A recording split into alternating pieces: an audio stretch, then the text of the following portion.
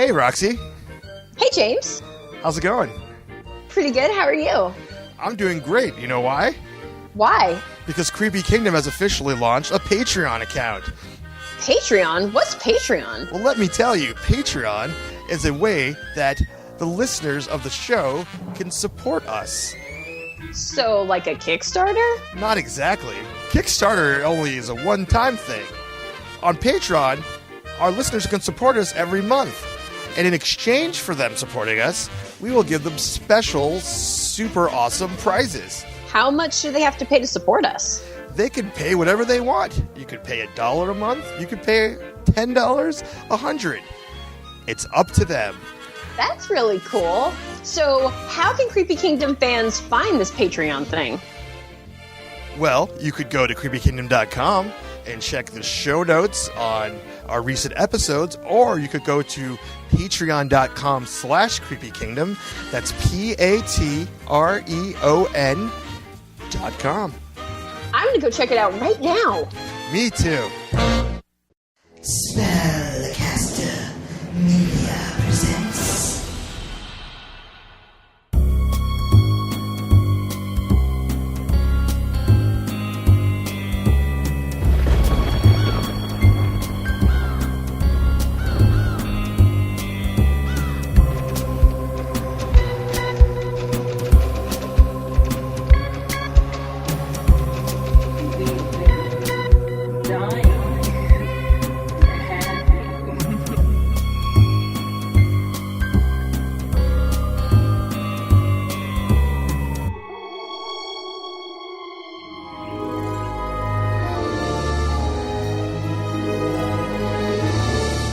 Hello and welcome to episode 142 of the Creepy Kingdom podcast.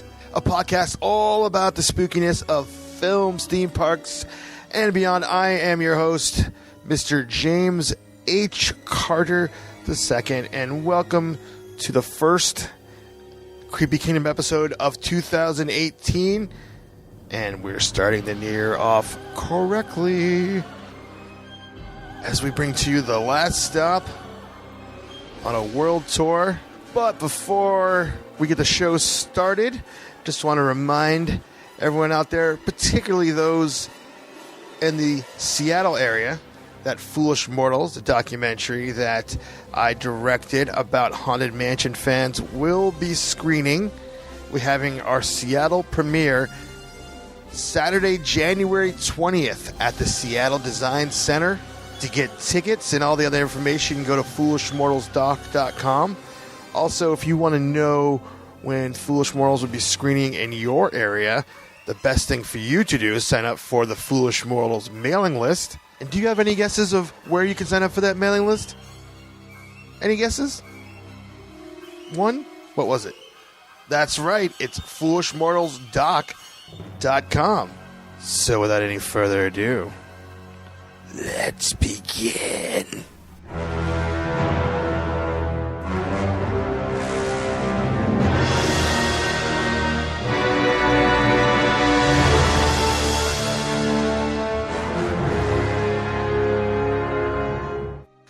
Alrighty, we are here live. Well, it's not live, but it's live as we're recording it for the first show of 2018.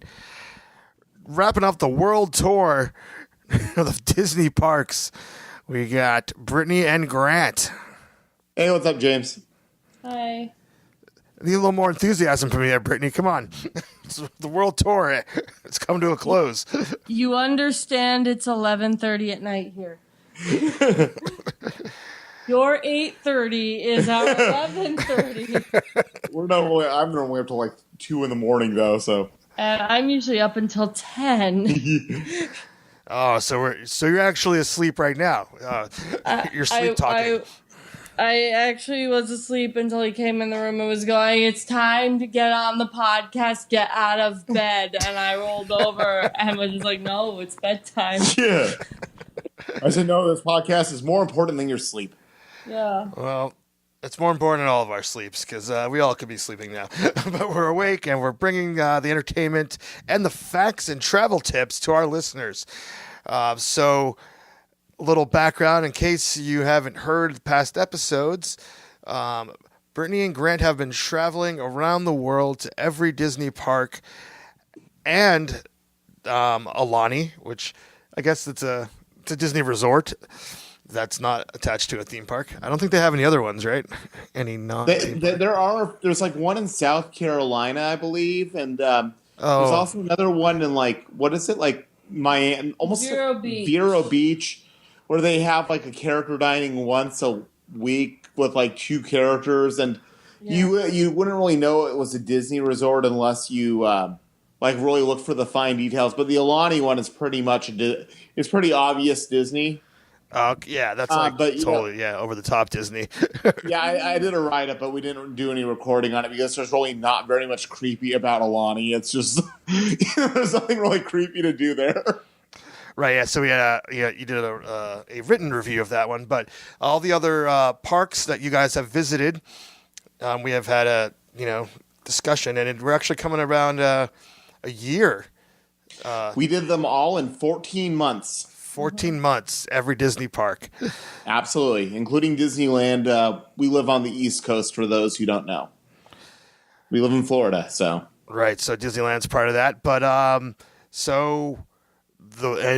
I'm sure everyone knows by now, we're talking about, because you've heard the intro, but you guys just went to Disneyland Paris for Christmas, right? Yes, we did. Okay, I'm like, that wasn't Thanksgiving. I don't know. I get it. Everything's a blur. I was like, that was Christmas. And so we're recording this January 9th, so you're hot off your trip from Paris.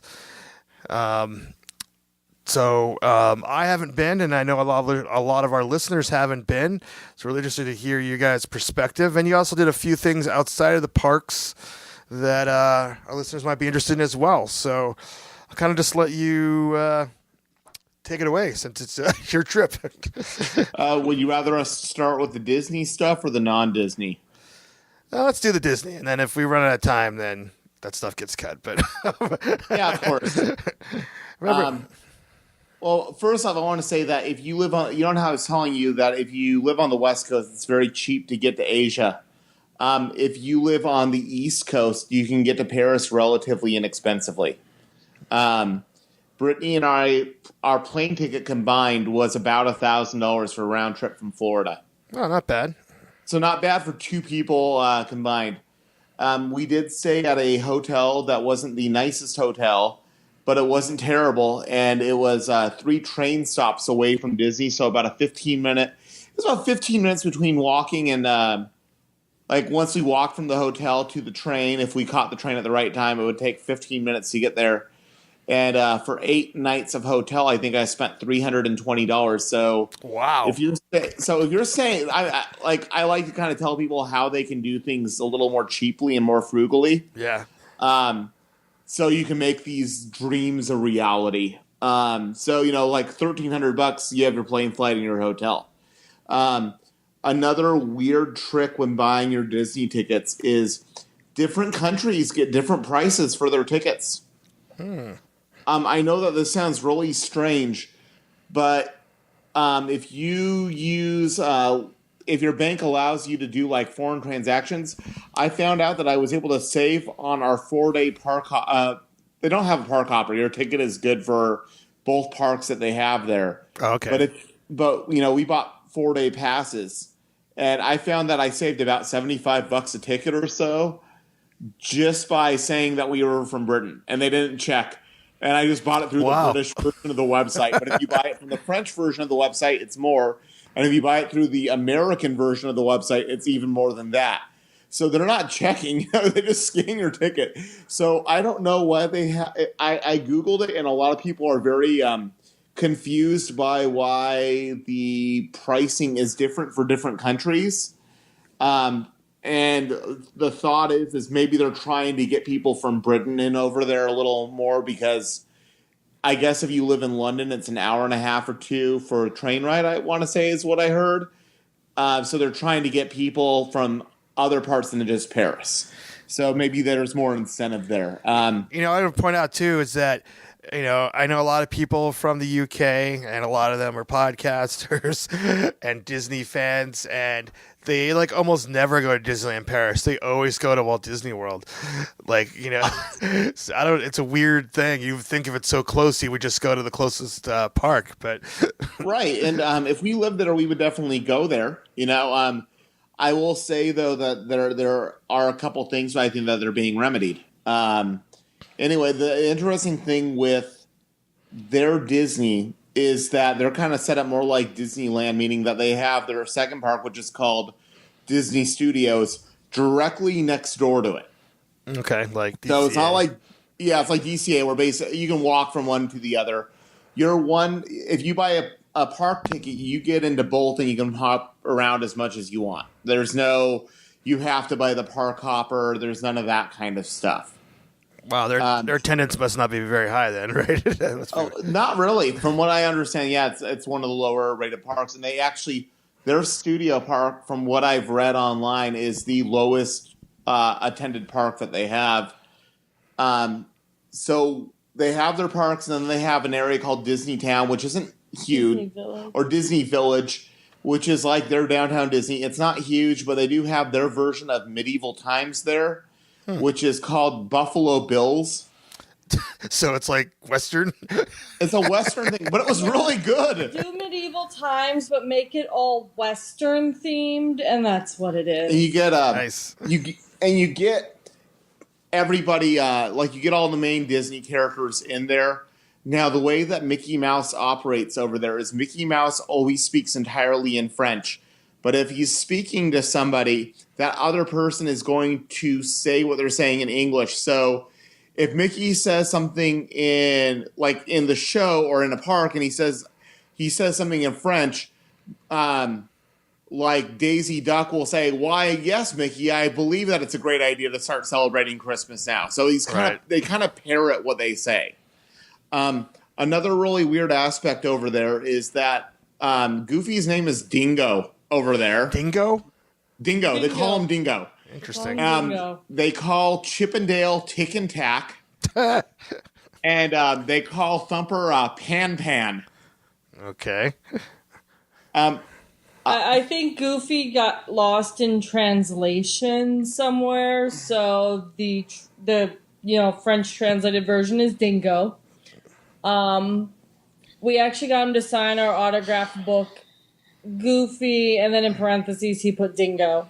But then Chippendale signed it as Tick and Tack. Yeah, they signed it as Tick and Tack, which was cool because when we went to Alani and we did character dining, at Alani, Chippendale have different names, but they signed as Chip and Dale. Here they signed as Tick and Tack, and Thumper wrote Pan Pan.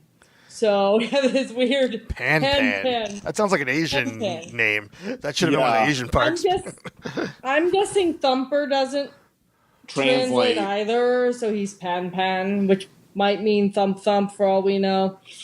So anyway, they have on the side of it, they actually have 5 or 6 hotels where within a walking distance. It's kind of like in one complex where you exit the subway, which is the end of the line, and you go directly into the Disney complex. And that includes the hotels. And it turns out that the parking structure is actually built on top of the subway station. So it's kind of really neat on how compact it is. So anyway, just kind of getting that out of the way. The Buffalo Bill show is well worth it if you go out there. You get a little rodeo clown in front of you, kind of in each section. If you've ever done a medieval times type show, you cheer for your knight. Here you cheer for your cowboy. And it's based on your section that you're sitting in. And the section that we were sitting in, we had a really good rodeo clown who was walking barefoot on a ledge the whole time and falling and catching himself. Pretty much you were looking at that saying you couldn't do that in America because of labor laws and union laws. So anyway, they have 2 parks there. They have Disneyland Resort, and then they have the studio. So which park do you want us to talk about first? Well, cool. We got to start Disneyland. there's a few things in that park I'm looking forward to experiencing. There's one thing that I know that you're definitely looking forward to experiencing. Is of course, Phantom Manor. Yes. Which I have heard a lot about it. I've heard a lot about the backstory, and I've never watched a video because that's part of one of my things. Is that I like to experience these things firsthand. Not for the first time, I want to experience it in person, not on video. But it sounds like an incredible attraction. I know that also there's the dragon underneath the castle. Yes, there is. That experience, which was designed by Imagineer Terry Hardin, who I've got to hear the story of her pitching that and all that fun stuff, which I guess I think that was supposed to be on the podcast. I don't know. There was all these outtakes from her interview in Foolish Mortals. I was like, I got to interview that, but I'll probably just bring on again. But anyways, what else was there? Just this is right off the top of my head. Probably the Space Mountain that they have there. Yeah, and then there's Indiana Jones coaster. Is that in the Studios Park? No, they have an Indiana Jones coaster there. Okay. And that Big Thunder is on an island. Yes. So I think that's about all. Those are like the unique things that stand out that I want to experience. Yeah, there are some other things, and we can kind of go into them. But we went there, and it was actually it's actually the 25th anniversary. And we went there for Christmas, and they really do Christmas very well there. Part of the reason why we went there for Christmas is because Christmas is that park is known to do Christmas very, very large. However, being that it's also with the 25th, they scaled down the Christmas, but they had all the Christmas colors, the colors of the 25th, so which is blue. So all the Christmas trees are bright blue and silver. It's a very pretty park. Like when you get in and you see the castle, it's actually like built with a hill on the side and water features. So like if you watch the nighttime projection show, you have water fountains shooting high in the air at certain points. They don't do a whole lot of fireworks though. If you live in the States, you're going to get the best fireworks out of anybody else or out of any other park. And I would argue that the international parks maybe have better projection mapping, but we definitely have the best fireworks by and far. Well, especially Walt Disney World. I mean, that's probably because it's nowhere near like anything else in the close. Exactly. I've always thought Walt Disney World can get away with more with fireworks. They also have places they can launch from. So they can launch higher and more dramatic and not be in the middle of a city. Yeah. Yeah, we don't really, that would be a terrible story of, Disney burns down Tokyo or Hong Kong. That would just, they never recover from that. How do you have Tokyo? They just recovered from Godzilla attacking for the 75th time. Right. Now there's a firework fire. Just can't win. Yeah. So anyway, the dragon is very cool. It took a little while for us to figure out where it was. I don't think we figured out where the dragon was until, day 3 or so. Really? It wasn't we had other things we had to do. It's in the castle. But you have to find the right passage. You have to yeah. It's not marked. There's not like a giant sign that says dragon this way anywhere. So there's different paths underneath. One told you the story of Sleeping Beauty, wasn't it? That took us through the castle. Yeah, that it was took in the you castle. through the castle, and there was no dragon. And then we wound up one route took you into a gift shop, no dragon, and then we stumbled across another path, and there he was. So, oh wow, so that's kind of fun though. You can go do exploring, and you don't know what you're gonna come across. Right, and it's not as well marked. I did at one point I wandered back outside and under a waterfall that was part of the side of the castle, and that was kind of a cool spot if it wasn't freezing and water everywhere. Oh yeah, it was 40 degrees the entire time. So if you go there for Christmas, bundle up, especially if you're a Floridian or a Californian and you're not really sure, if you're not used to that kind of weather, it is a shock. So I guess if you start on the very like if you go west in the park toward their version of Adventureland, they do not have a jungle cruise out there, which is kind of odd. Oh, okay. Because Hong Kong had one, Tokyo had one, and the states we have two of them. Shanghai does not yet, but that's kind of the one. Like that's kind of a glaring thing that we noticed is that there was no jungle cruise. Oh, Discoveryland is what it's called, I believe. Yeah, it's Discoveryland, not Adventure. No, Discoveryland is Tomorrowland. Is that Tomorrowland? Oh, so what's Adventure? Oh, no, they have Adventureland. My bad. They have Adventureland. It's in the back. No, you go to Frontierland, and it's set up like an old. Frontierland is on the very left, and it's set up like an old Wild West town, and that's where they have Thunder Mountain, where it is on an island, and you take a train under the water to get. It's kind of like you fly under the water, and then you're on the island right away. So it's kind of a cool dramatic effect. That's fun. Yeah, and, you have their version of Mark Twain, which is called the Molly Brown, going around, but it's a lot less animatronic animals and stuff. We noticed, as a little backstory, I guess in July, Walt Disney, the Disney company had obtained full control of the park. Oh, just this past July. They did not have full control because the reason why you have a lot of people from Paris who don't even go to Disneyland Paris and they come over here in Europe is because they apparently let things get into really bad disrepair. So on a lot of rides and bathrooms and gift stores and random places, we had little electronic surveys that said, how was the quality of this experience? And it was like red, yellow, or green. So like I noticed that like some of the animals were like not moving. Or like I noticed the moose who had an ear falling off on the side. And it's just kind of like things that you wouldn't really see over in the stateside parks or some of the international parks. But over there, it's like a lot of little things that they let go, which unfortunately adds to a big part of the experience. Right. Wow. So, but you also have to be paying attention to detail. He found the moose's ear along the side of the riverboat. Yeah, it's the animatronic moose that probably 25 years ago could turn his head. Right, it's not now like a glaring his ear thing. is falling off. Yeah. But it's just it's one of those things. I read that the Disney company is investing a ton of money to kind of get every little thing back up to where it should be. So that's good to see. I just don't want them I don't want the Disney company taking full control of Tokyo because that place is too perfect. So. They can let the Oriental Land Company have that one. But yeah, the Molly Brown, it's kind of funny because I don't know if you know the history of Molly Brown. No, I have no idea. Personally. Okay, she was a pioneer woman who she found gold and she was wealthy and she eventually resided in Denver.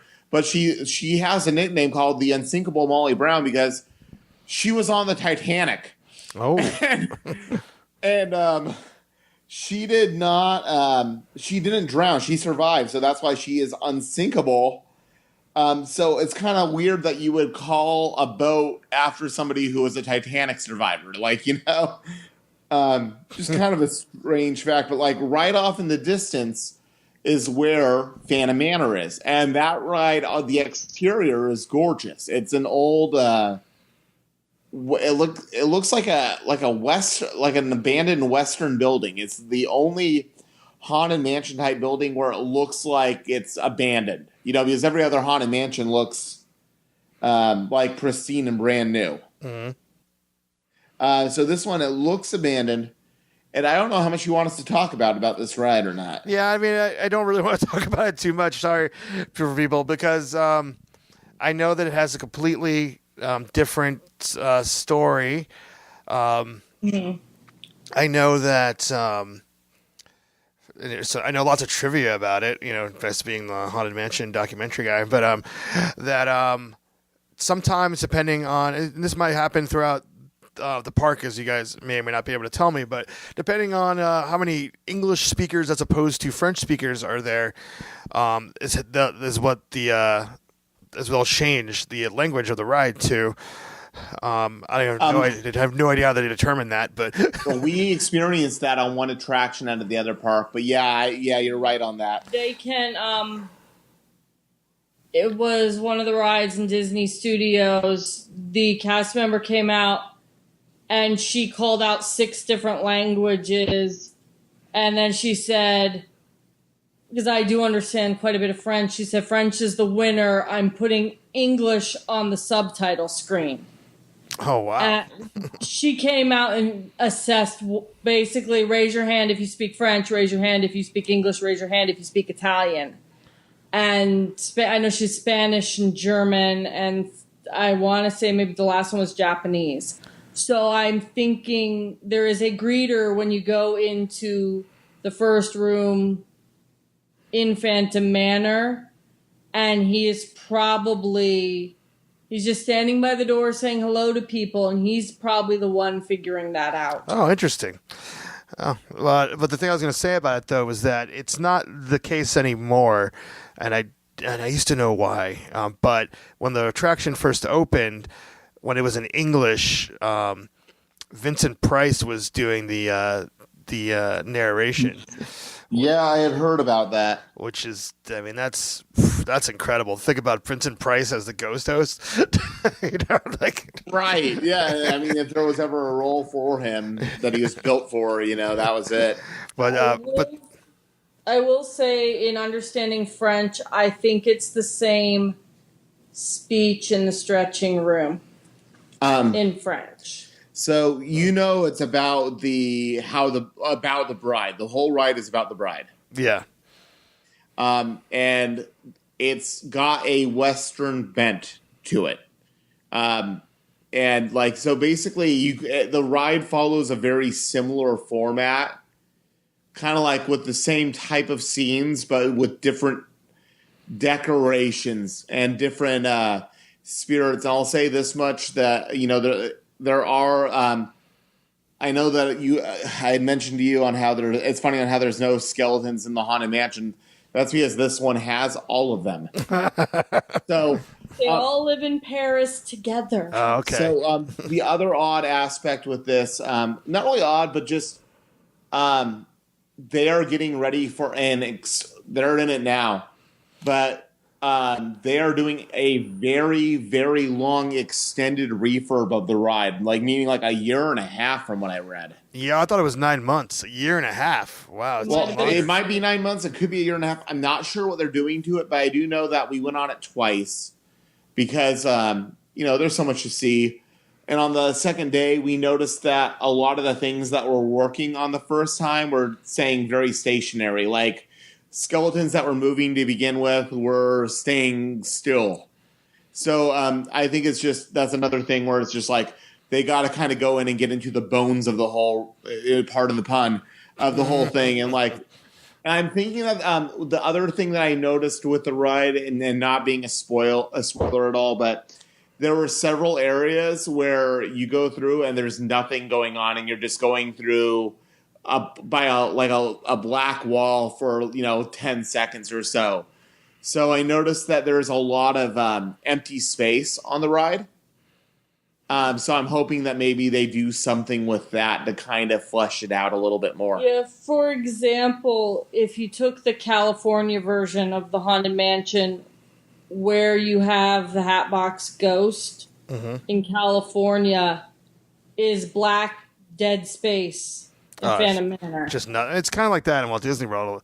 Really, there's nothing. Yeah. There's nothing there either, right? And not that I recall. Yeah, nothing. But more so here, where it's you're going by walls. But I don't know. It's a noticeable period of black space, and I think in several spots, yeah. And part of the reason I think we noticed it more the second time through, if you've ever been on any of the Haunted Mansion, because it's how the ride loads, you will occasionally stop on the Haunted Mansion when they're loading people. Right, for the wheelchair people. Yeah, so you'll wind up slowing to a stop at some point in the ride.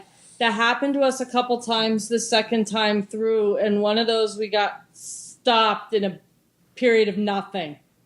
And that's when I realized, I was wow, this ride actually does have quite a few spots where you actually can't see anything, and that would be in California, right about where the Hatbox Ghost was. Okay, I got you. So my guess is something is going to go in some of those dead spaces because they were pretty noticeable. Yeah, my guess is because they're doing something for this long of a period of time that they're revamping it rather than just, saying, oh, well, let's just fix everything.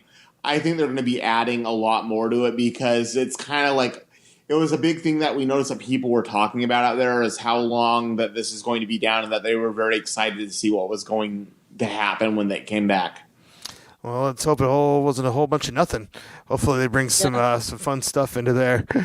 I would say that this would be the only ride in the Haunted Mansion family that I would think twice before bringing a kid on. Yeah. I would think Really? about the kid and what they could tolerate, whereas I don't think that about any of the other ones. So this is some pretty scary moments in here then, huh?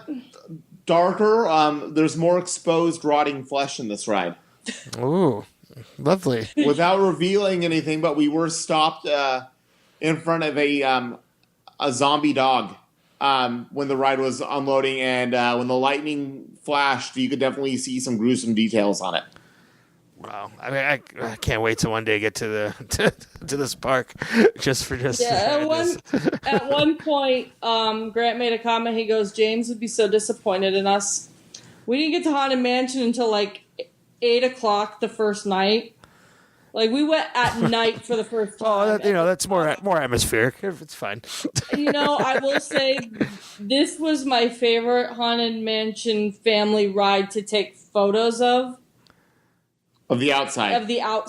I mean, the only photo I took on the inside was the second time through when we were stuck for a minute. I was like, well, we're stuck here. So I took a photo. But the outside, I had a lot of fun taking photos of it in the dark. It does have a little graveyard attached to it. Not like, I'm blanking on California, but not like Walt Disney World, where the queue at the beginning has the cemetery and it has like the interactive portion. Yeah. This doesn't have that at all. But when you leave, you can go like back out into Frontierland area, or you can walk through this little cemetery area. And you could touch some of the graves and they would you'd feel the heart beating and stuff. So wow. Kind of to a lesser extent what Florida has. But, like, they had the different graves that had, like, the funny sayings and stuff on it were over there. And a pet cemetery as well. Yeah. Oh, what's funny is you mentioned the Vincent Price thing. That's how the cast members were acting on this one. Mm-hmm. Was they were acting kind of, like, goofy, scary, like, sneaking behind and, like, laughing maniacally. So when, like, you'd be in the room, they would, like... And the other thing is... they wouldn't start the stretching room scene until everybody was completely quiet. Wow. So I have to give them some major props for that, and I will say that the stretching room portraits are very, very different. I looked all over Disneyland. I was very disappointed.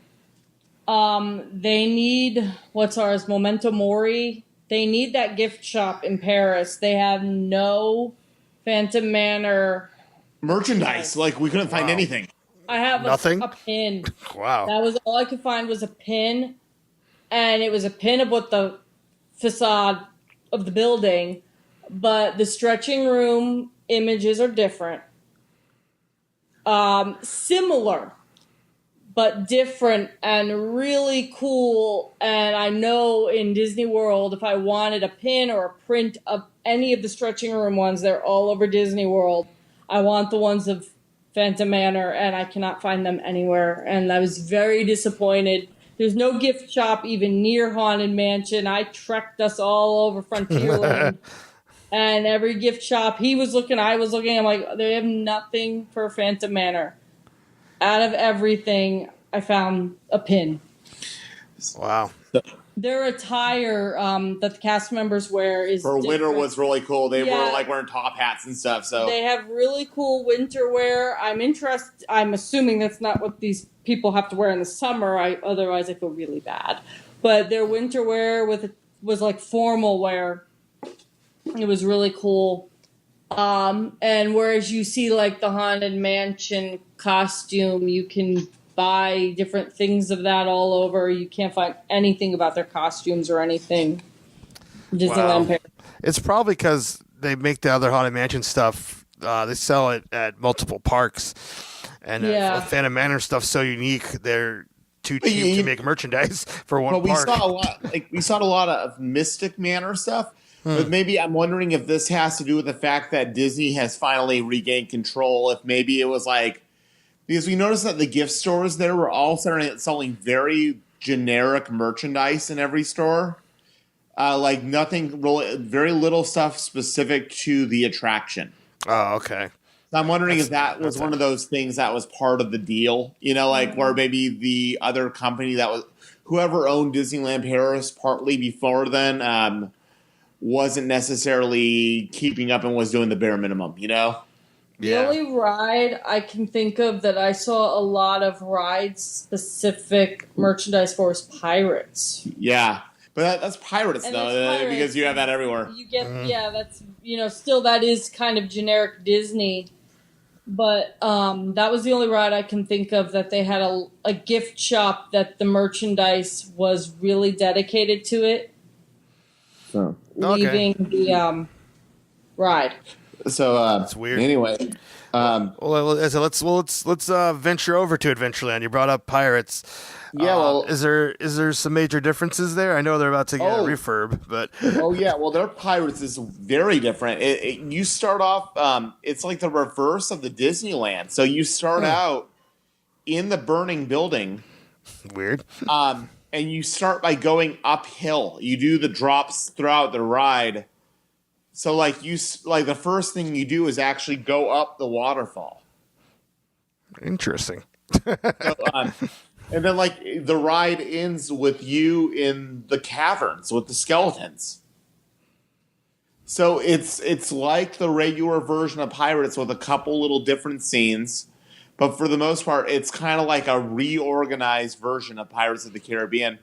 And we did see, we got to experience the new version of the redhead scene.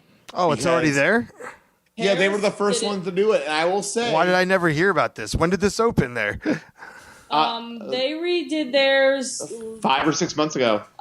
It opened before the 25th. I think it opened with the 25th anniversary celebration. They took the Paris Pirates down for several months. I want to say it opened either with the 25th or right after the 25th anniversary celebration.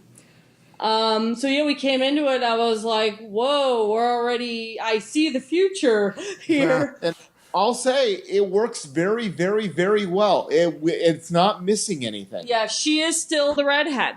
And she's very much front and center. They just made her a pirate. They're just robbing everybody. Yeah. So it's not like so it works.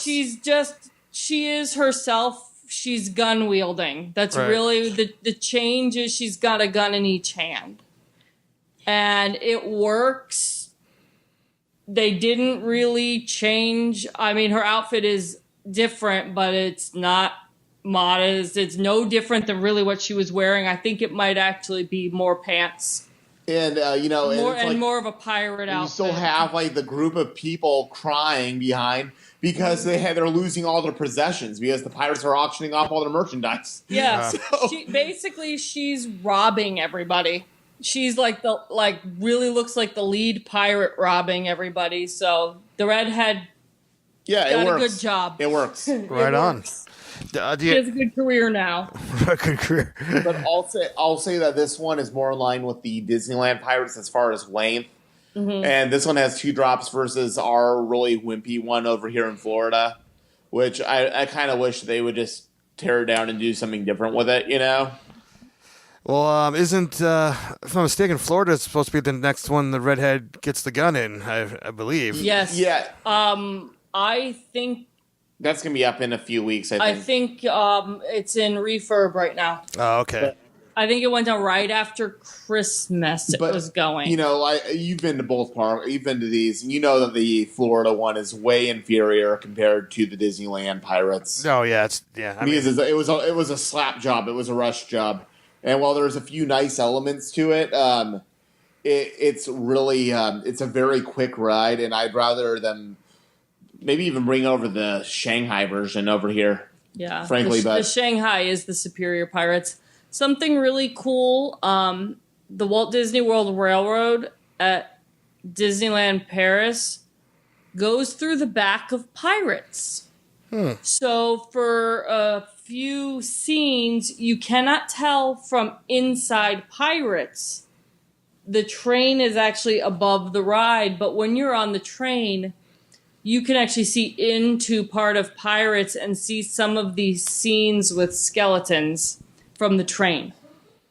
Well, that's kind of cool. So, yeah, I was not expecting that.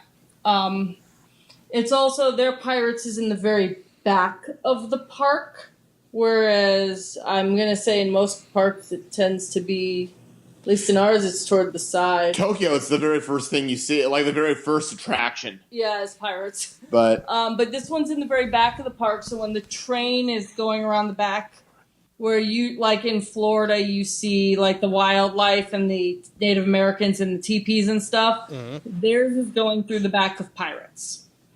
So, yeah, it's kind of neat. You know, it's cool seeing the differences. They also have, I don't think it has the same name, but they also have a restaurant that you can eat in that's along the beginning of the ride. Like Blue Bayou, but not, yeah. It's not Blue Bayou, but it's the same It's idea. like a Jack Sparrow restaurant. Yeah. So, their Adventureland has two other big attractions there. They have the Indiana Jones and the Temple of Peril roller coaster. Oh, yeah. And if you want to know what that's like, just listen to our Tokyo Disney Sea episode, because it's the exact same ride as Mystic Spirits, which is just like an outdoor steel roller coaster, you know, with some nice theming. But the ride actually, it shook us up. It's kind of a jolty and shaky one, and Brittany and I, we both kind of got off of it and said, well, we conquered that. We don't need to do this again. Yeah, it was a one and done. Yeah. Yeah, it does have a 360 loop in it. So just because some people don't do those, yes, it does have a loop in it. It's completely outdoors.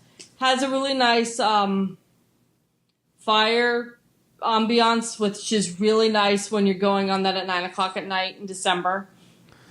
So it's warm. I was like, hey, cool, this is a warm ride. I'll stay over here.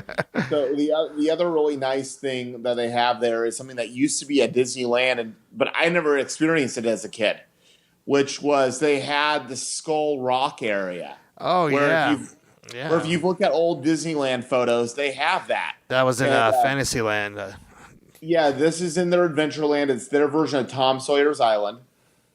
And anywho, yeah, it's kind of a cool looking place to like climb around, and it's their version of Tom Sawyer. So you can climb through the skull and climb up the skull. So kind of nice. You probably would have done a little bit more of that had it not been for the fact that it was 40 degrees. And a little drizzly. Right. And just some perspective, you know, you guys live in Florida, so you know, and I live in Southern California, so 40 degrees is not tolerable. But I was just in the Northeast where it was 10 degrees. So some people might be like, 4 degrees they could deal with when it's 10 degrees outside. But yeah, no.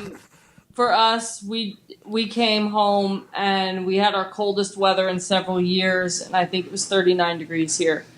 And we broke record cold at 39 on a few days here. So 40 and is a shocker. Yeah, I was bundled. I looked like a little Eskimo. This episode of Creepy Kingdom has been brought to you by League of Shadows. This is an Etsy shop that specializes in paranormal and creepy-inspired jewelry, including a Haunted Mansion Parasol Girl necklace. Just go to etsy.com/shop/League of Shadows. That's etsy.com/shop/League of Shadows. Coming around, you get Fantasyland, and I'll just kind of breeze through that. So you have your Peter Pan flight, which is pretty much the same thing. Mm-hmm. You have your Dumbo, which is pretty much the same thing. Your Mad Hatter teacups, same thing. you have Pinocchio, which is the same thing, although Geppetto gets his own little special area. And this one, I did your blue fairy trick. Yes, we turned around and looked at the creepy. Yeah. Yes, we did. He's just standing there, and it's like. He mentioned that when we were in the queue. He's like, yeah, there's a point where James, like, you turn around and you just see this creepy blue fairy staring down. So at that point in the ride, we both turned around and we're like, whoa. Yeah, he was right. That's terrifying. Just to be clear, just for listeners, so on Pinocchio's Daring Journey, which is only at Disneyland and Disneyland Paris, there's a Pepper's Ghost. Oh, it's there too? Okay, I don't know. But there's a Pepper's Ghost effect towards the end of the ride where the blue fairy is a ghost and you could see through her and talking to Pinocchio, and then she disappears by the time you catch up. So since it's Pepper's ghost, you're looking at glass and you're seeing a reflection of her. So once you get to that point where Pinocchio is, you don't see her anymore. If you turn around, you could just see her just standing there in the dark, and it is one of the creepiest, bone-chilling things. I don't know why. The first time I thought of it, I was like, I'm going to turn around and see if I could see her. And, and then I saw her. And you were not disappointed. No. Very creepy. We got a good kick out of that. Unfortunately, I'm never going to be able to ride that ride and not do that from now on because the ride itself is already dark enough. Mm-hmm. But like, let's just add this grim and that's like the one scene that's like all like happy. Right? Everything else in the ride is like peril at every corner. So we turned around and we did that too. So next to that, in the same building, is Blanche Neige et Sept 9. Your French is beautiful. I sat there this whole time going, no one's ever going to understand Grant. I didn't understand him. What he thinks he said was Snow White and the Seven Dwarfs. What he actually said was probably very offensive. So, that's pretty much the same ride. However, same ride as Disneyland's or same ride as Walt Disney World's that used to be there? I never went on the Disney World version. Oh, okay. And but the Disney World one has unfortunately become a very faded memory to me. I know I rode it a few times, but I can't remember it. It's now the Princess Meet and Greet here, and there's the one thing that was different, because I can say that we've been on it in Tokyo as well. I just looked. Pinocchio is in Tokyo as well.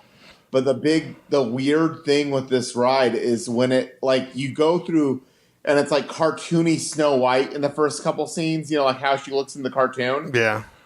And then at the very end, when you're leaving, you get these very awkward, really barely working animatronics that look like human mannequin versions of the prince, who looks like 20 years older and like 1980s David Hasselhoff. And Snow White, who looks like she's been drugged. And the thing is you go from cartoony looking to human-esque looking, meaning a lot more realistic version of it. And it's very jarring. Especially with the very limited motion that they have in their hands, but they are working animatronics. They are moving. They just don't move as much as most animatronics do nowadays. It is it's just very, very creepy because the whole ride is in a totally different art style. It looks like the cartoon. And here it's looking like a live action movie. So it's kind of it takes you what the heck did I just look at? What am I looking at? It's really I think you saw the photos that I put up in the Citizens page. Of the Snow White one? I don't remember. Yeah. Snow White. I should probably. If you didn't, we will get a photo because I have one. I feel like someone worked really hard to make these animatronics. And somebody said, that's perfect, we'll put them at the end of this ride. And they don't exactly fit in. But they use them anyway. And they are rather creepy looking. They don't look like... Oh, I see them now, yeah. Ever after. Yeah, I was I was traveling a lot. Yeah, I was traveling a lot during the holidays. I missed this when you actually posted it.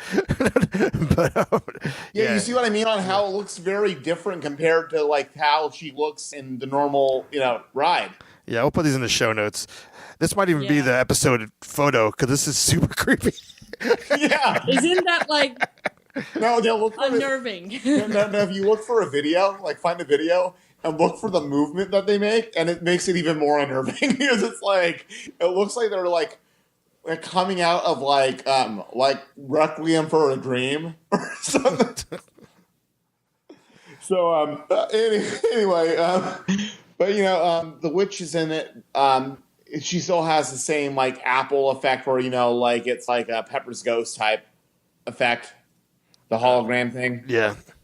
So anyway, there's also a really unique attraction in Fantasyland, which is the Alice in Wonderland maze. Yeah, that was one of the things I wanted to ask you about. That's something that's only there.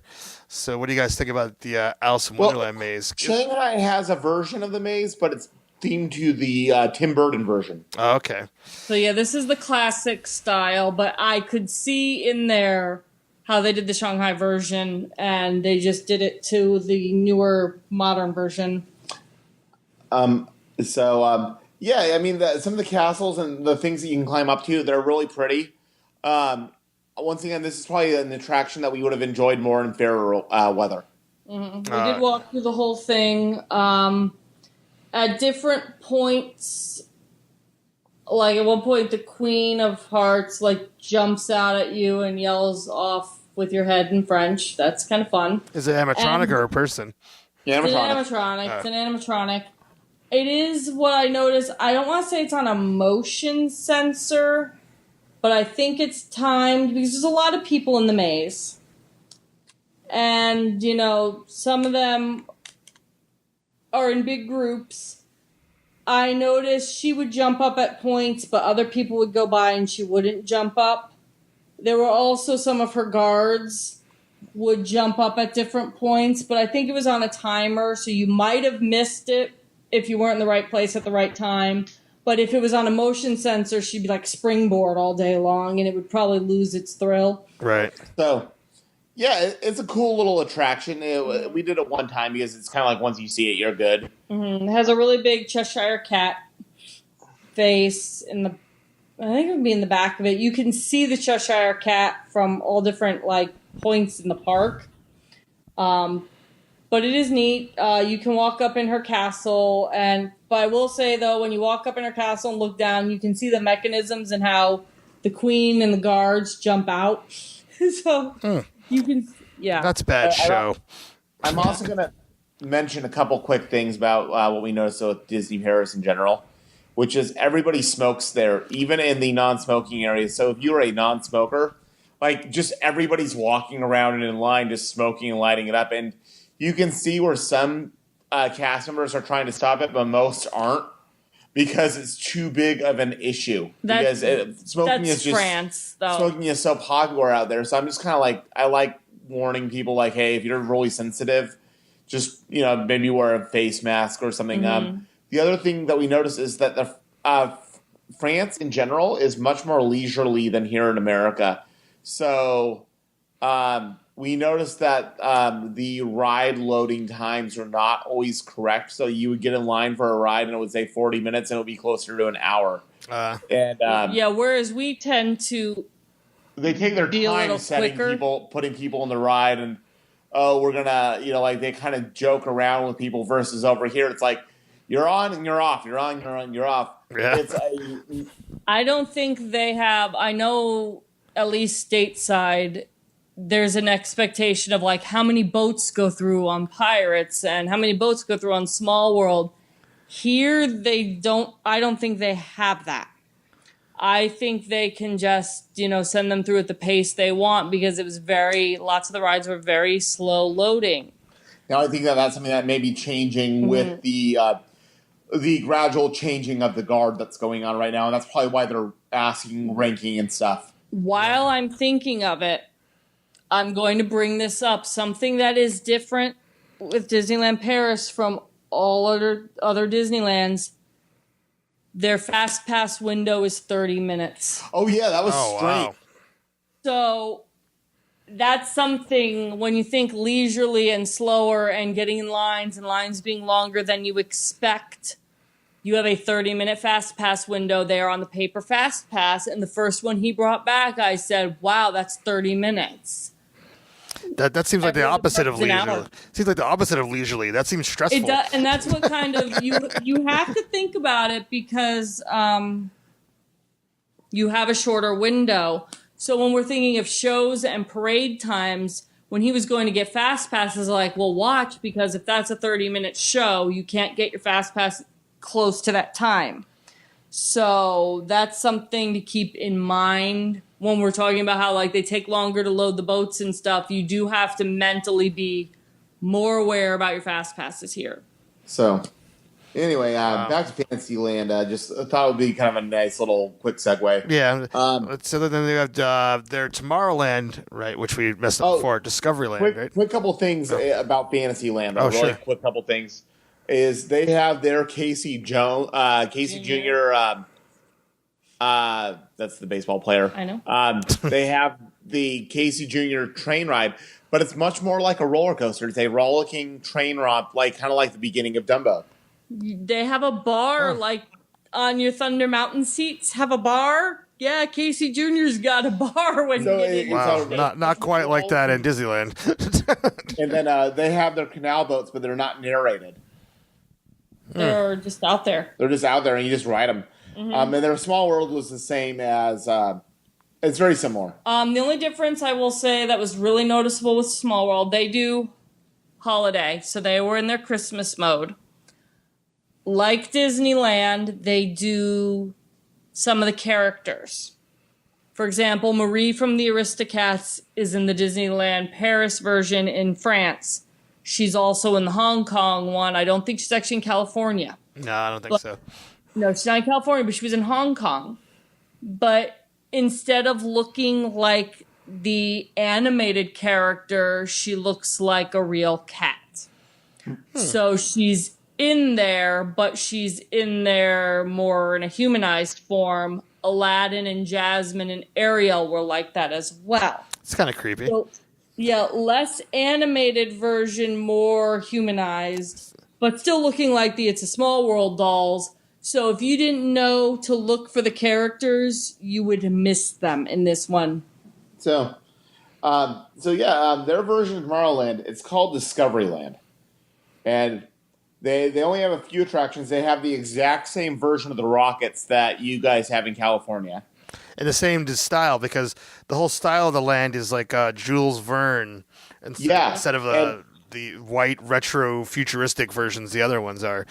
Which is funny because you can see where Tokyo Disney Sea took some inspiration for their Forbidden Island area from their Discoveryland because it's very Jules Vernean.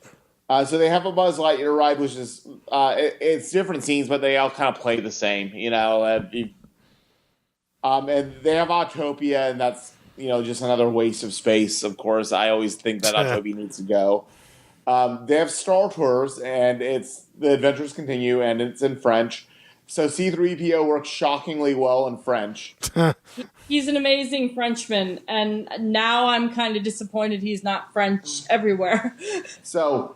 But they have two big different attractions there. Okay. So the first one is Space Mountain. It says Space Mountain Mission 2 is the title. This is Hyperspace Mountain right now because they're doing Star Wars. I'll look at a little map then. Yeah, they remain in Hyperspace Mountain. I think Hyperspace Mountain stays through their 25th. So their Space Mountain, you have an overhead bar on you. And, you go upside down, huh? Yeah, this one flips you, and it launches you up into the mountain. Not very quickly, but you do get launched. And I will say with the Star Wars theming, it kind of is cool, like you're going into hyperspace. Yeah, like with the launch, they time it nicely so it feels like you're going in there as the music's playing from Star Wars. Well, that's fun. Load outside. Under an overhang, of course, it's not like outside, but you load technically outside of the Space Mountain structure. And the launch is what connects you to the traditionally shaped Space Mountain building that you're familiar with. Yeah, because if you Google it, it looks very much Jules Vernean. It's very steampunky. Okay. I wonder why they went that direction and why they called it Discoveryland instead of Tomorrowland. But because they were going the Jules Verne route. But what's weird is this is the one Space Mountain that you go on that you load outside. Mm-hmm. So, and it looks like you're being launched from a cannon. That's the idea, is that you're going from a cannon into Space Mountain. As you go through the queue, you see the different like images on the wall, and it's like a blueprint, and you see that it's a cannon launching you into space. So it makes more sense when you're in the queue why it looks like a cannon and things like that. Sadly, yeah. I mean, I would have liked to have seen what it actually looked like inside without the Star Wars overlay, since I had never done it. But it was still fun, it did flip us a few times. So it's a much more intense version of Space Mountain, which was kind of cool. All right. Flip it in the dark. Sounds. And the other unique attraction there is the Mysteries of the Nautilus, where it's a walkthrough that takes you through 20,000 leagues under the sea. Wow, that's crazy because that actually was at Disneyland like years ago. The walkthrough? Yeah, walkthrough of 20,000. Yeah, like when the movie came out. So, really? Yeah. So that's interesting that they decided to put that here like so many years later. Yeah, you get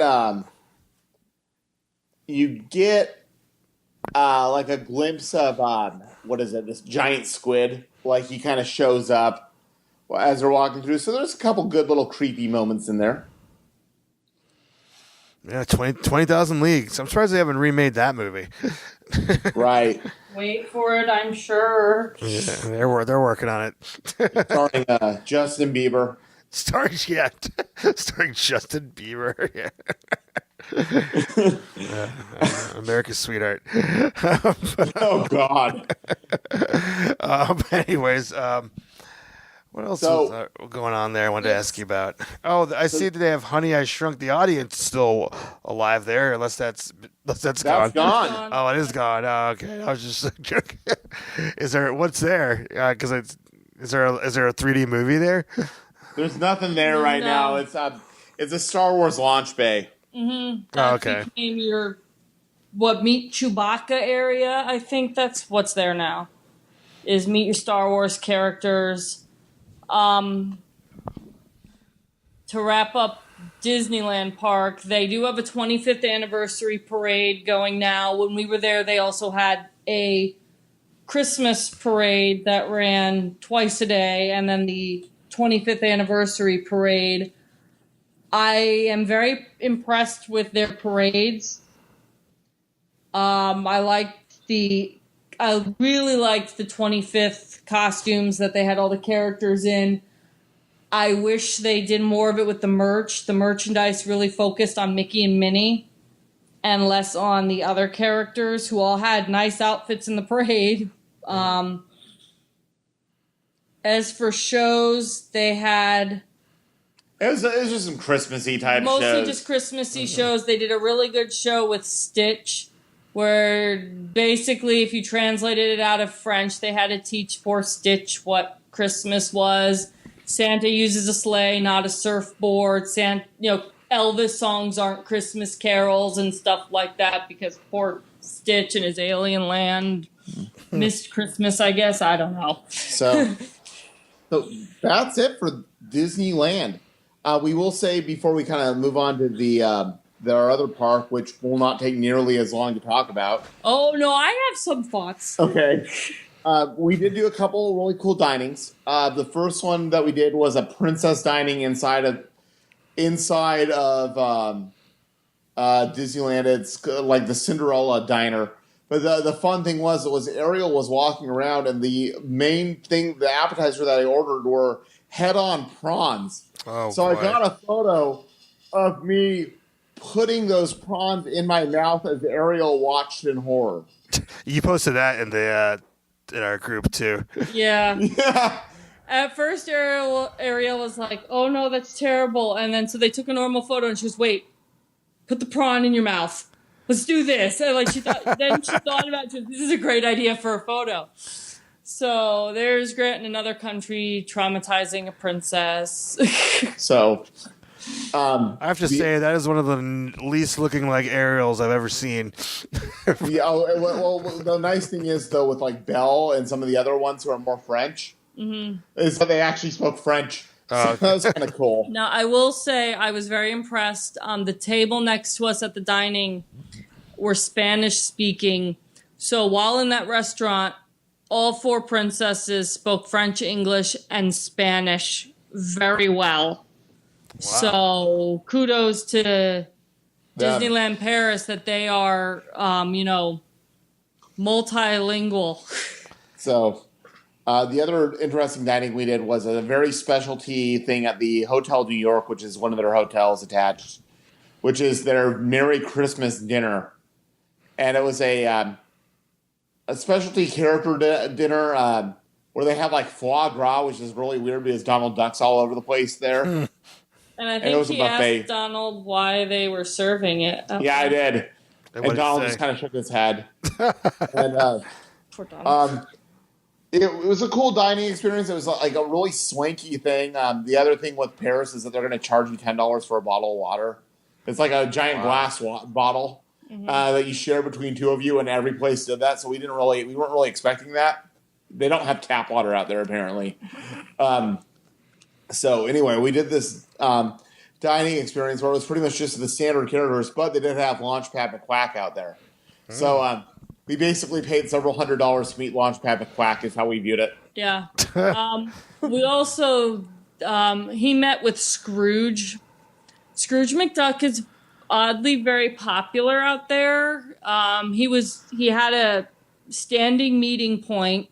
So the 3 characters you meet up in the front of Disneyland Park, Marie, Pan, Thumper, and Scrooge. So that's one that in Florida you get Scrooge at the Christmas party, and that's the only place you'll find him. They took Marie out of Disney World completely, and I think you can find Thumper at Animal Kingdom maybe on certain days. But he's more popular out there, so he had very nice Christmas attire. He met in all red and green. So, anyway, yeah, it was Christmas, so everybody is Christmassy. Yeah. Anyway, I guess we're going to move on to Hollywood Studios. Honey, do I have a bottle of scotch? Well, it's not going to Disney Studios. He spent the whole trip calling it Hollywood Studios. I was like, it's still not Hollywood Studios. So it has, I think, less than Hollywood Studios. I'm going to preface this right now saying it is the most maligned park that Disney has, and it's kind of like, I'm sure you, as a Disney fan, have heard that it's kind of like a really outdated place already. Yeah, I haven't heard much good about it. I know they have a few unique attractions, but it was terrible. I hate to say it was like a cement, it's an ugly park. You enter in through a giant, like a giant sound stage. So it's very claustrophobic in there because they have stores left and right. They do have the Earful Tower out front, which is kind of cool. And it's like I didn't think any park could be any worse than Hollywood Studios here in Florida. Other than the fact that they have the Aerosmith ride and Tower of Terror. But, you've been here recently. That Hollywood Studios out here is kind of an outdated thing. But it's transitioning right now. They're adding a bunch of stuff to it. Yeah, it's definitely. And I also want to say, too, Hollywood Studios has gotten a bad rap, mostly because, there's not a lot to do there. There's 4 rides there currently. But I'd say I love the old Hollywood, area. And I love hanging out. I love the design of it. And I still enjoy going there. And it does have the world's best Tower of Terror. Yeah. So I mean, as a it's not a would I want to drop a 1-day park ticket to go there? Probably not. But they have only 4 rides there right now. Yeah, so that's kind of rough. But I overall, Hollywood Studios is. I enjoy it a lot.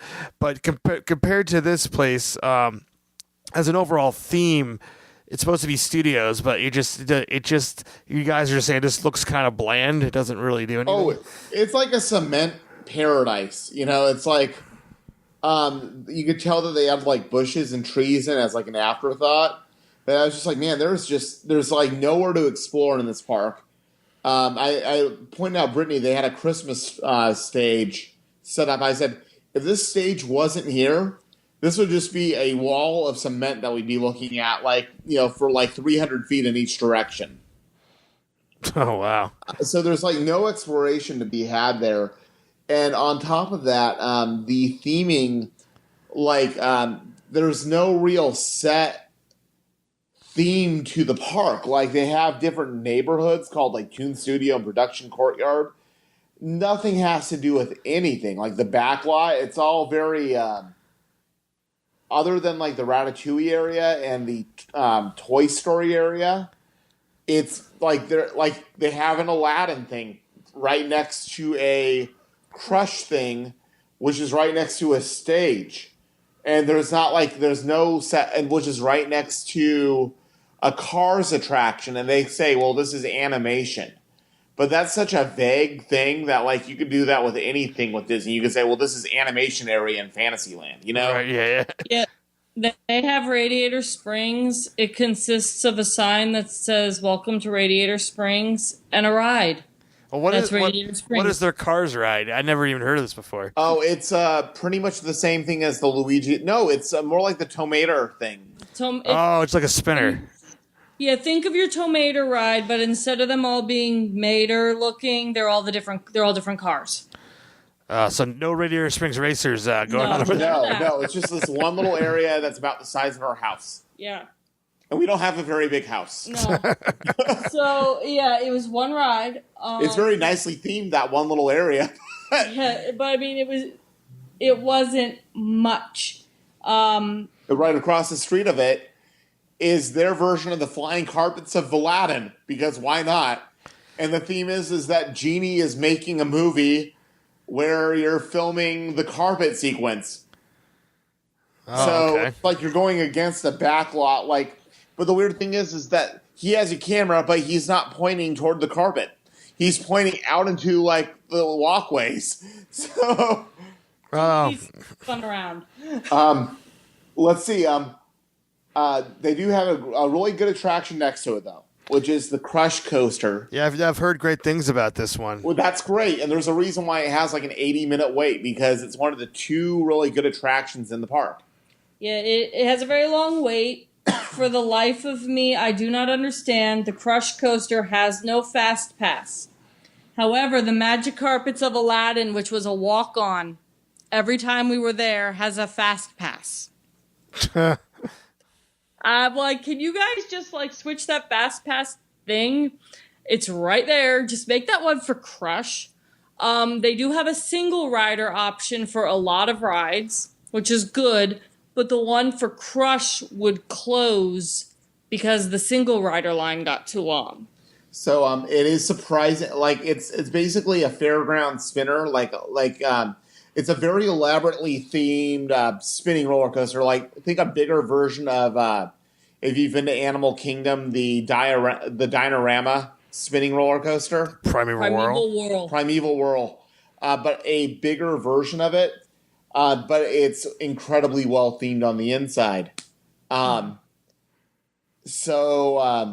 And it's much more intense. We were kind of surprised by how quick this thing moved and how steep the drops were. So the ride was great. We only did that one time, though, because the line was so long. We were there for 4 days. Yeah, we got in line a second time because it said it was only an hour, and we figured, well, we'd wait for an hour. But I saw where we were in the queue and where we were in the queue the first time when it said it was an hour, and I told them, I said, this has got to be about a 2-hour wait. And it was getting toward the end of the night, and they have a night show we wanted to go see, and I knew if we did it, we were going to be in that for the duration of the time in the park. They need to work. At no point in 4 days did I ever see them give out in Florida, they give out like this little lanyard you bring up to the front, and they scan it when you get to the front of the ride, and that's kind of how they do the timing. Yeah, that's how they track it, yeah. None of that here. So I think they're doing it on like guesstimating, and it's not very accurate. They don't do that in Disneyland now that I think about it. I've only had those lanyards in Florida. I don't know how they do it. Okay, that's in Florida. Yeah. I don't know how they do it in Disneyland. I feel like we were given one in Hong Kong. We did that. So let's see. They also do have a giant sorcerer's hat, like what we had in front of the studios for so long.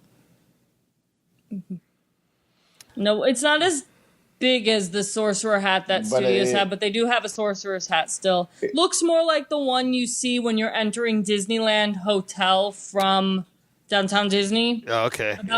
About that sized one in the middle of their park. So let's see. They do have a little Toy Story area, which is the same thing as what's in Hong Kong, which is basically a little spinner ride, a parachute drop ride, and a half pipe roller coaster. No Midway Mania or anything like that. It's a very small, very, very small Toy Story area. But right next to that is the Ratatouille area. And that's the other highlight of this park. There are two highlights of this whole park. They do have a nice stage show. I'll put that in there. They do have a really good stage show inside in the theater. But the Ratatouille ride, which is coming to Florida. Yep, to Epcot. Going in France at Epcot soon. It's a trackless vehicle system, but it's a 3D movie ride. So, unfortunately, one of my big things is I'm not a big fan of the 3D movie rides because I feel like that's kind of like a universal thing in general. Mm-hmm. And I would have really loved... I'm not going to ruin the ride for you. I will say that there are some kind of nice, creepy moments where people are trying to kill the rats for being in the kitchen. But I would have preferred there to be some animatronics of the rats, like some giant animatronics.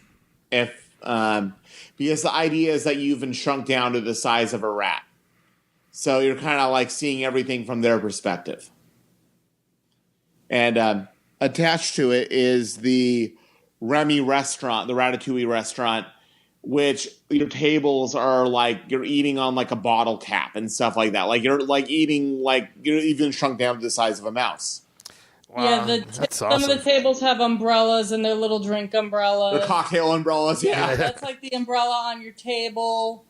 Some of the seats were corks, and the table was like the lid of a glass bottle of jam type thing. So there's your Honey, I Shrunk the Kids thing. Yeah. It sounds so like old school. That's awesome. It was one of the probably one of the cutest, well-themed Disney restaurants I've seen. So I won't get too much into the ride because it is coming over here. But, I noticed something, and Brittany was like, oh, well, you look for things that are wrong. Mm-hmm, but for me, this was pretty glaring. So if any Imagineers listen to your show, or if anybody, they just listen to it to kind of hear what's going out there, throwing this out there that because it's a screen-based ride, I noticed that, you'd be watching the screen directly in front of you, but right in front of that was, 6 feet of, cement of where, the cars could roll over. So it was kind of a glaring effect to me that you'd be paying it if you're on a simulator ride, you're only paying attention to the screen because it's kind of it kind of wraps around you. You've done Flight of Passage and stuff like that. And if you look really hard, you could see the edges. Here, you would see the screen, but you would see 6 to 8 feet of cement in front of that, so it kind of takes you out of the scene. It's very clear that you're watching a movie scene. So I was thinking that'd be kind of cool if they had some top projectors onto the onto the ground to kind of envelope you more. It feels more like you're just moving from movie screen to movie screen versus from environment to environment. Oh, okay.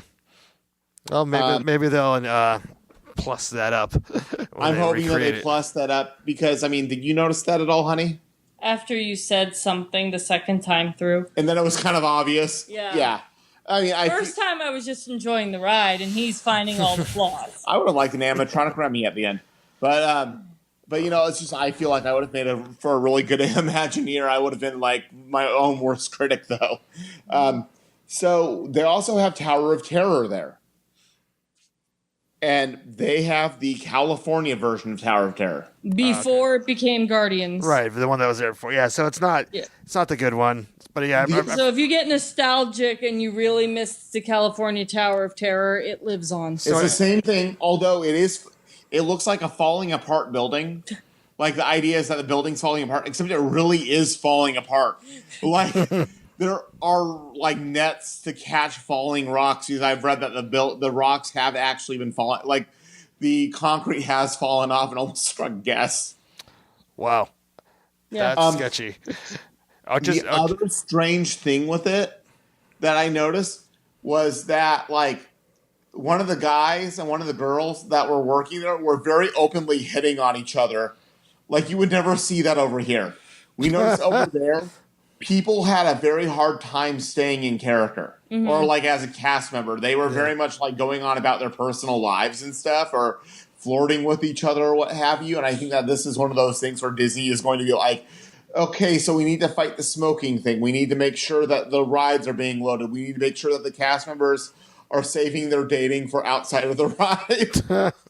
I will say to the smoking thing, some of the cast members were really good about catching people. But in France, that kind of is such normal to see people walking around smoking. I don't think it registers in the cast members' minds. So, to like stop people. So there are three more attractions in this that we have to four more that we have to talk about. One is the Stitch show, where it's Stitch talking to you. We did this in Hong Kong, and they had an English version of this. I will say something that was really neat with the Stitch Live and with Disney Junior Live on stage, which we did not do. Every other show was in English. So you had, for Stitch Live, it ran every 15 minutes. On the 15 and the 45 was in English.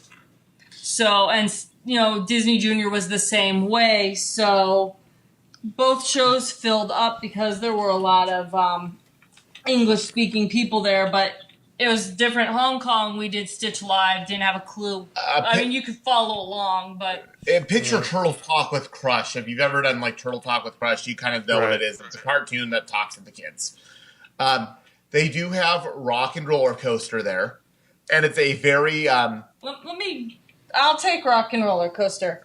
If you've ever been to Hollywood Studios, imagine walking into the area with Rock and Roller Coaster. You have this big red guitar that has the Cadillac on it, and it's this big dramatic entrance, and they're playing Aerosmith songs. If you're curious, it's the 2 CD box set in order.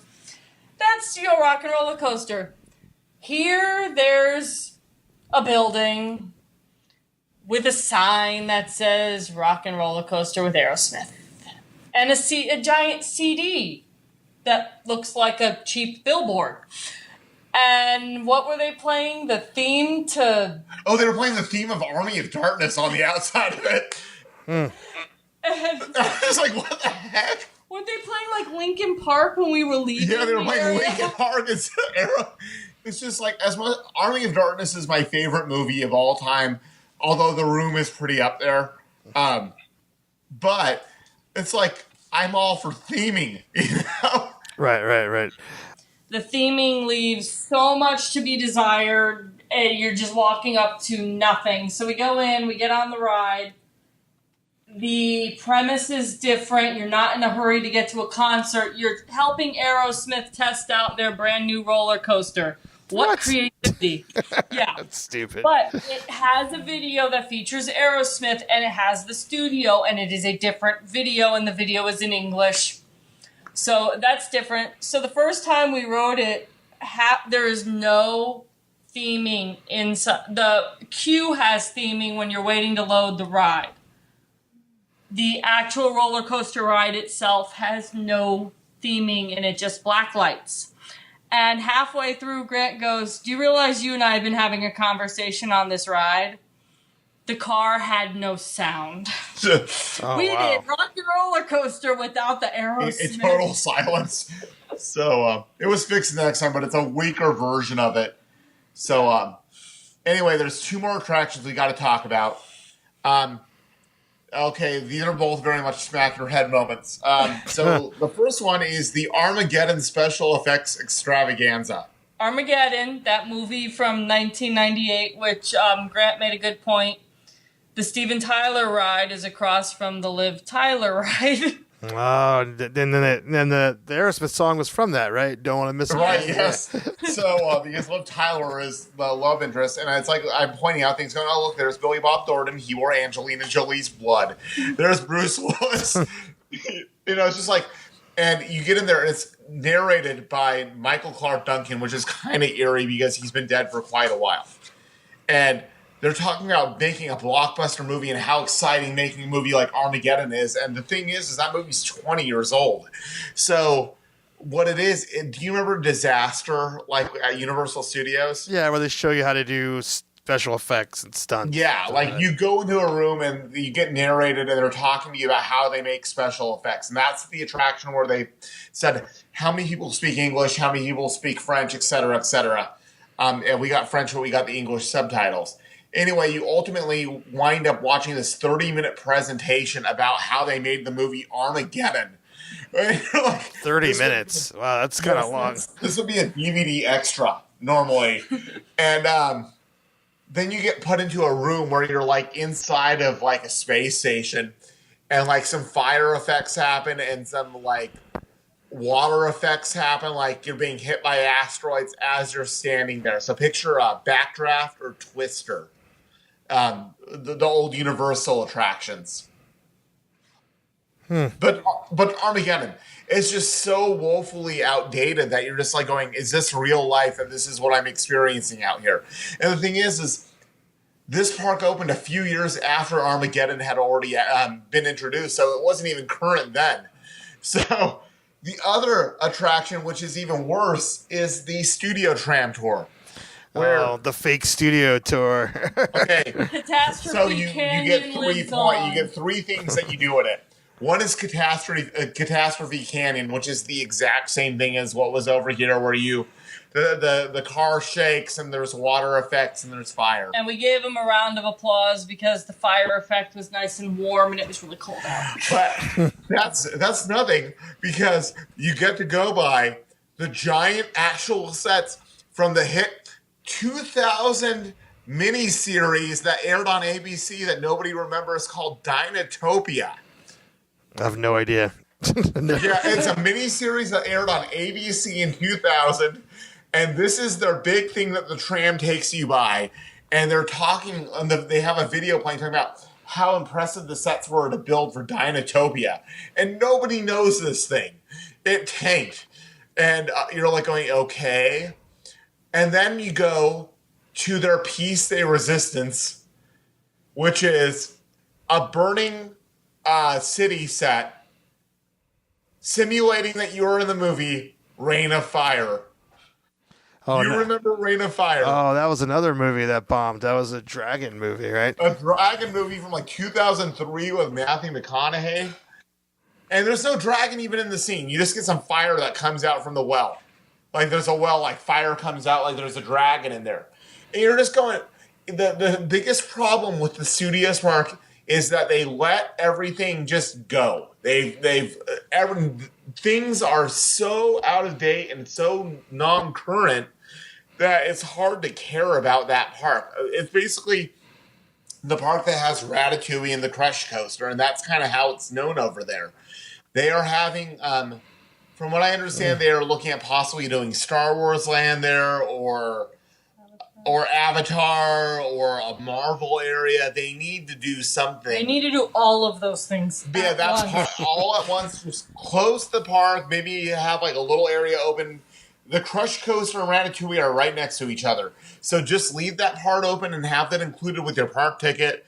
Because that park is a jumbled mess that is so outdated. I mean, like when you go into the Studio Tram Tour, they have posters for 102 Dalmatians, and you can see the vehicles that were used in 102 Dalmatians, and most people don't even remember that that was a movie.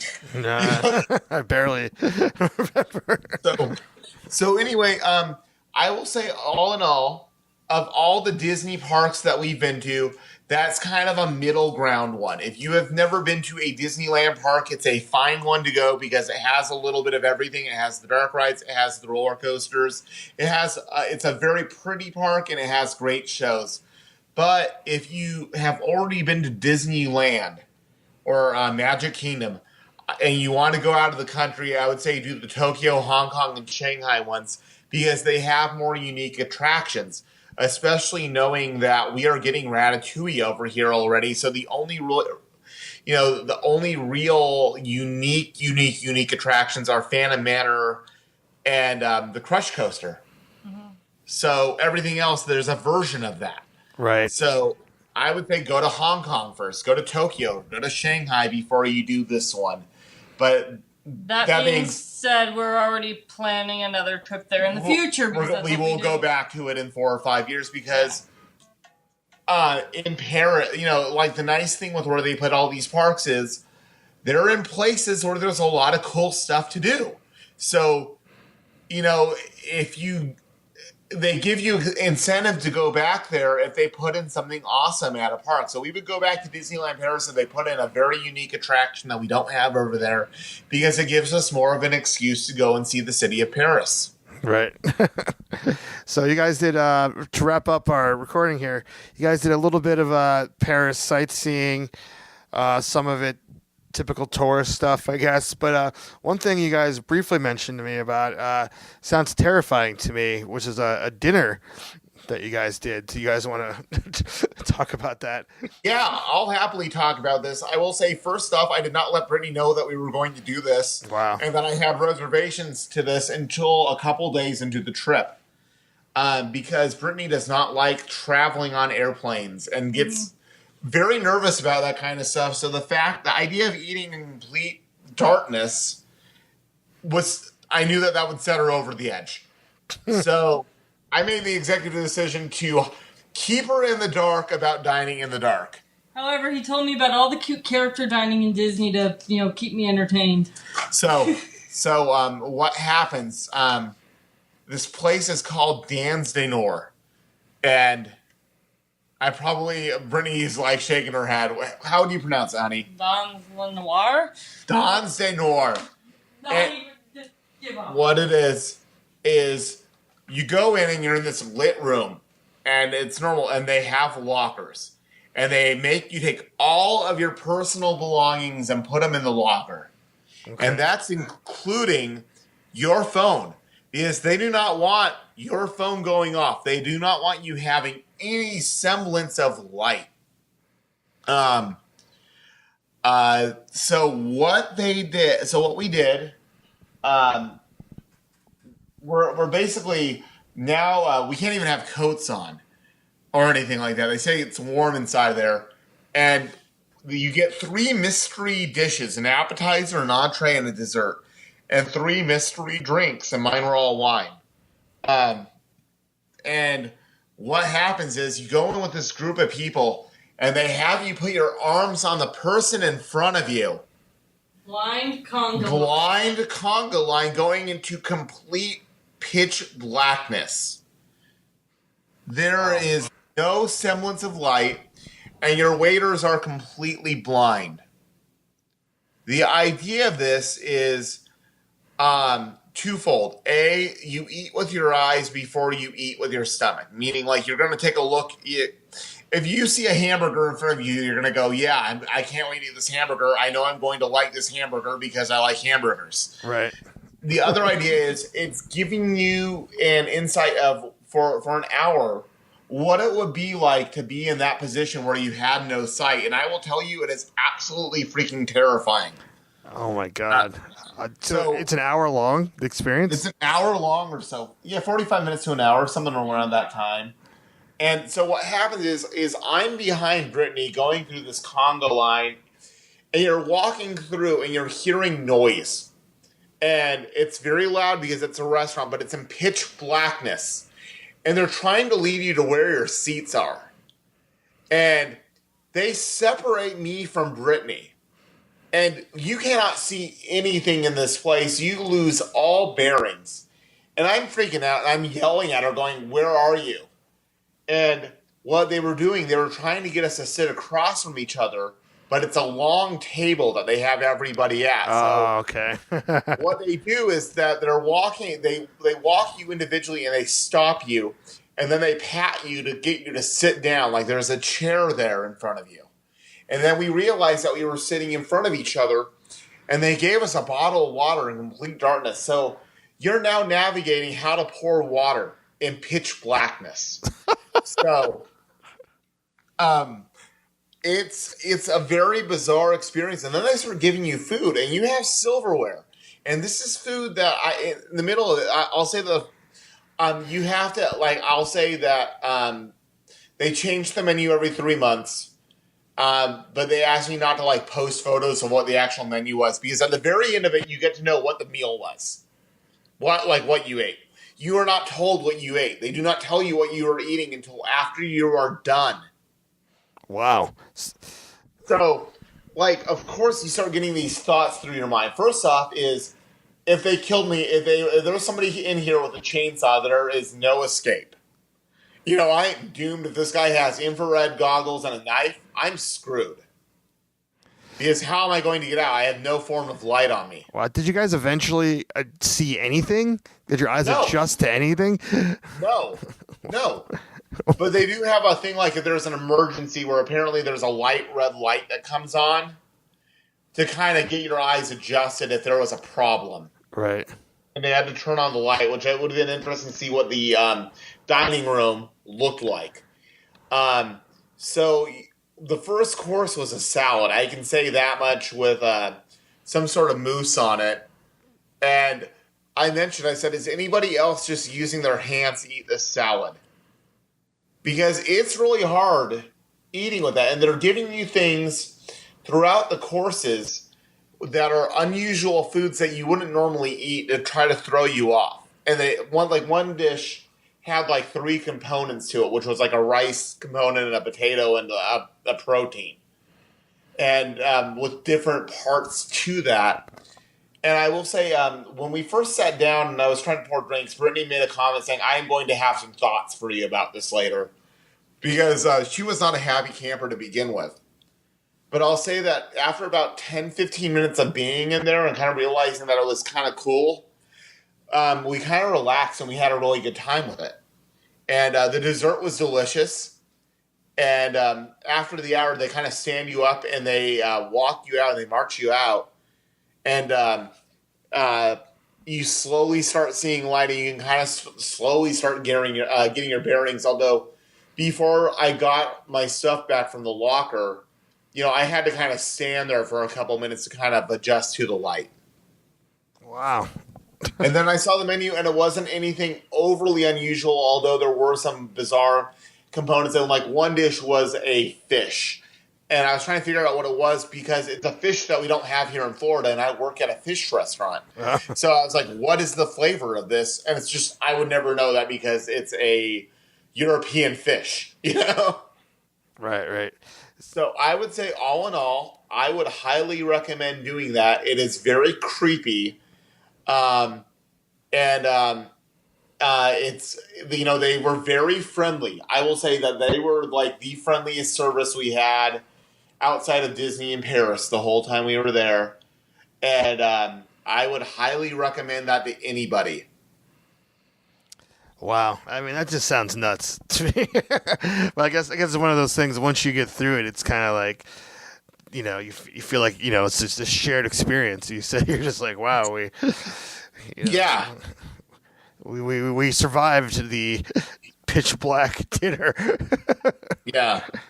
So we have now conquered every Disney park on the planet, and I will assure you that when the next one is built, we will be there.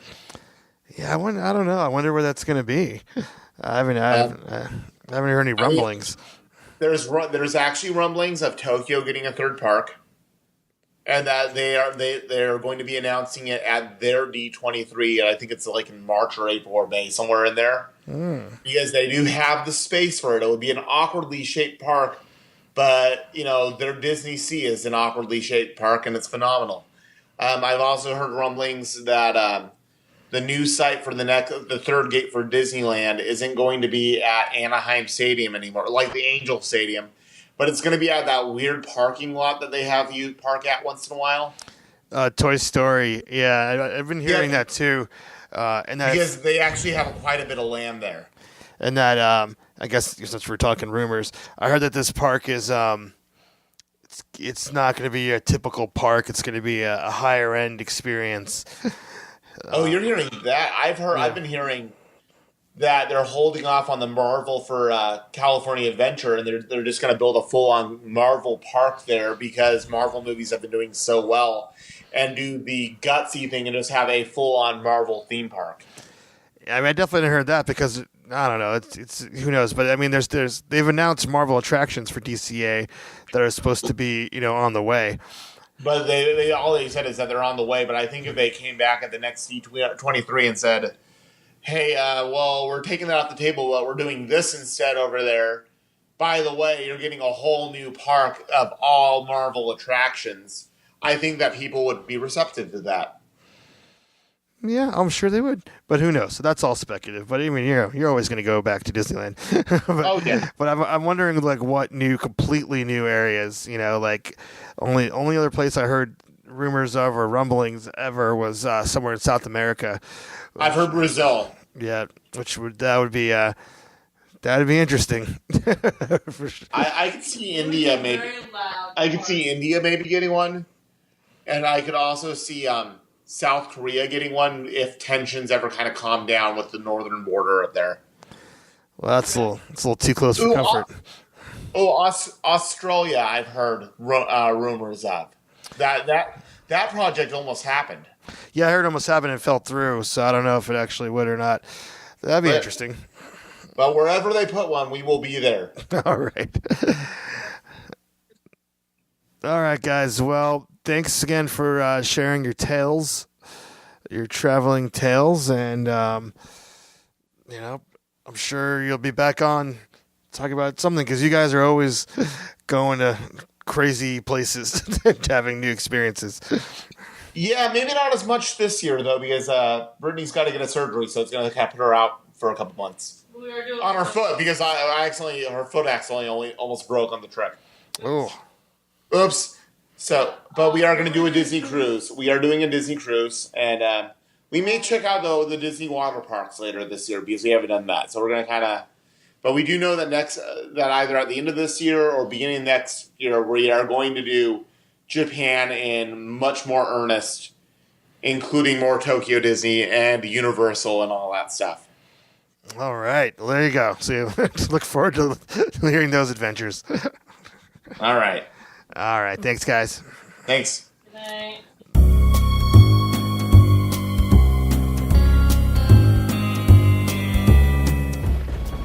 If you would like to contact us here at Creepy Kingdom, you can do so by emailing us directly, creepykingdom@gmail.com.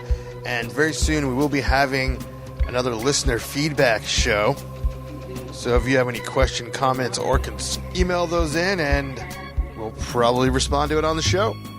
And for show notes, some of the pictures we were talking about in this episode, links to all of our social media, our written articles, our blog posts, our entertainment news, our videos, everything Creepy Kingdom, just go to creepykingdom.com.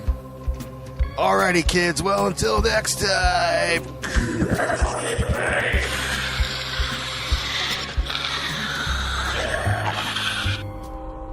I have to go now. It is midnight. Pleasant dreams.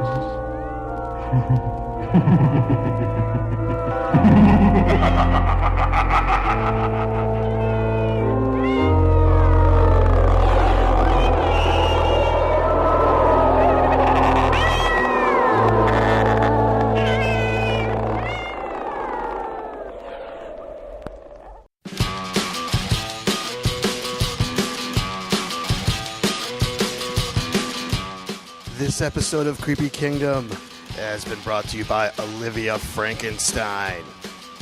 Olivia Frankenstein is an Etsy store that specializes in creepy-inspired enamel pins, buttons, t-shirt, patches, posters, bags, and much more, including their original design, Spooky Mouse Club, a must-have for every Creepy Kingdom citizen. You can check out that design and much more by going to oliviafrankenstein.patternbyetsy.com. That's oliviafrankenstein.patternbyetsy.com.